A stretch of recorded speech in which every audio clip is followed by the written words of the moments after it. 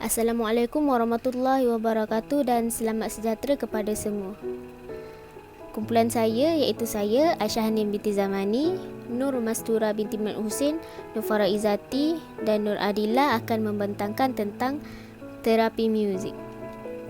Sebelum itu, pertama sekali saya akan membentangkan tentang definisi terapi. Terapi dalam konteks pendidikan ialah suatu kaedah untuk membantu seorang murid bertindak balas terhadap sesuatu aktiviti atau kemahiran. Konsep ini didasari daripada konsep kepelbagaian kategori individu berkeperluan khas. Dengan itu, kaedah terapi ini dapat membantu murid bermasalah dan ketidakupayaan pembelajaran mencapai perkembangan dari segi kognitif, emosi, sosial atau psikomotor. Seterusnya, terapi dalam pendidikan khas ialah salah satu kaedah yang digunakan dalam PDP di sekolah. Aktiviti ini dalam terapi dapat membantu murid menguasai suatu kemahiran ke peringkat yang lebih tinggi. Seterusnya, saya akan menerangkan tentang definisi muzik.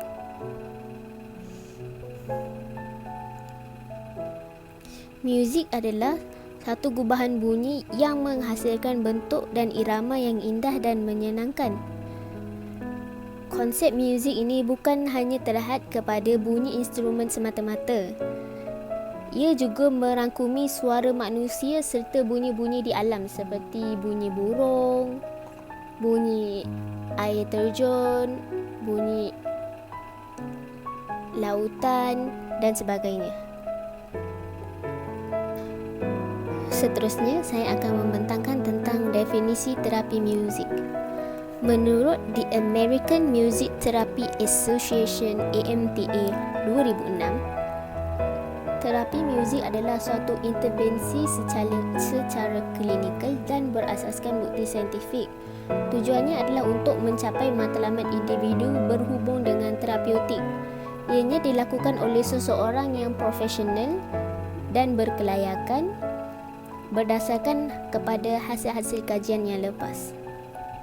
Seterusnya, menurut McConnell et al. 2016 pula, terapi muzik ini adalah suatu terapi untuk meningkatkan kualiti hidup seseorang dengan memenuhi keperluan psikologi dan memudahkan komunikasi.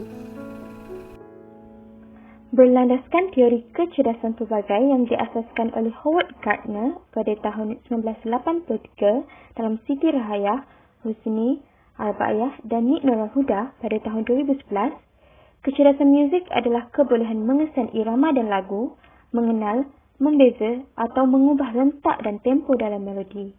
Dalam konteks teori muzik, seseorang murid menjadi lebih sensitif terhadap irama, nada dan emosi muzik. Mereka juga berkebolehan menggunakan elemen asas muzik, bermain alat muzik dengan baik serta mampu mencipta lirik lagu. Seterusnya, dua objektif yang disasarkan untuk murid berkeperluan khas. Yang pertama, murid dapat meningkatkan kemahiran komunikasi. Ini dapat dibuktikan oleh Novinia pada tahun 2019. Music can be used as a good space for communication and expression to improve social skills. Objektif yang kedua adalah murid dapat meningkatkan kemahiran motor kasar dan motor halus. Menurut Khairiyah dan Nuraini Ahmad pada tahun 2016, penggunaan muzik dengan menggunakan nyanyian dapat melatih otot muka murid bermasalah pembelajaran. Langkah pelaksanaan aktiviti 1. Aktiviti yang dilakukan adalah dinamakan musical question, di mana guru akan menyanyikan lagu dan lirik yang berbentuk soalan sambil memainkan alat muzik iaitu hand drum dan drumstick. Bagi langkah 1, tempatkan murid dalam kedudukan melengkung menghadap guru. Guru akan mengatur kedudukan murid dalam bentuk melengkung sambil menghadap guru.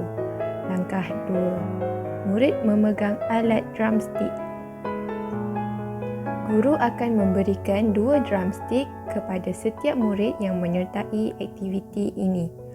Langkah 3, guru memegang hand drum dan drumstick. Guru pula memegang alat muzik hand drum dan drumstick yang akan digunakan semasa menjalankan aktiviti ini. Langkah 4. Guru menerangkan arahan permainan kepada murid. Terdapat 2 pusingan yang akan dilakukan dalam aktiviti ini.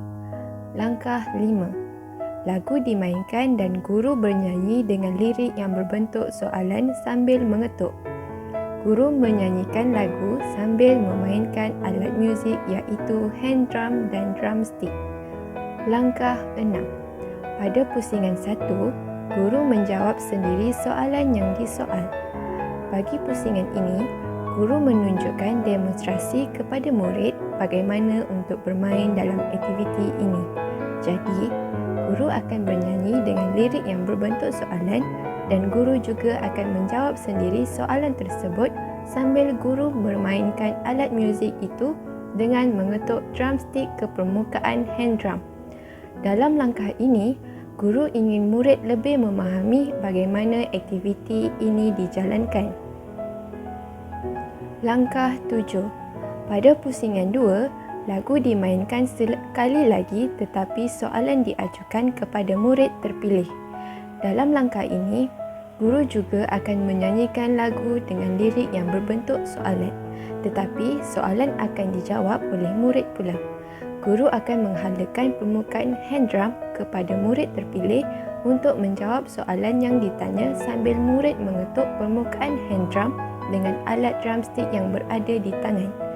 Langkah 8. Murid menyambung nyanyian dengan menjawab soalan dalam lirik. Guru dan murid menyambung nyanyian lagu dengan lirik yang berbentuk soalan di mana guru bertanya dan murid menjawab. Langkah 9. Lagu dimainkan sehingga tamat. Langkah pelaksanaan aktiviti 2. Nama aktiviti ini ialah Dance With Me. Okey, untuk langkah pertama, murid berdiri dalam keadaan selesa dan bebas. Untuk langkah kedua, guru akan mengedarkan alat muzik marakas kepada murid. Seorang murid akan mendapat 2 marakas. Langkah ketiga, guru akan memberikan penerangan aktiviti secara ringkas mengenai aktiviti yang akan dijalankan. Langkah keempat, guru akan mainkan lagu. Langkah kelima, guru membuat pergerakan sambil menyanyikan lirik lagu yang dimainkan. Pergerakan ini ialah pergerakan bebas dan antara contoh-contoh pergerakan yang cikgu boleh lakukan ialah dengan mengangkat sebelah kaki, berlari setempat, menggoyangkan marakas ke atas, ke kiri, ke kanan, ke bawah dan sebagainya. Pergerakan itu haruslah bersifat mudah dan senang untuk diikuti oleh murid-murid. Langkah keenam, guru meminta murid membuat pergerakan bersama-sama.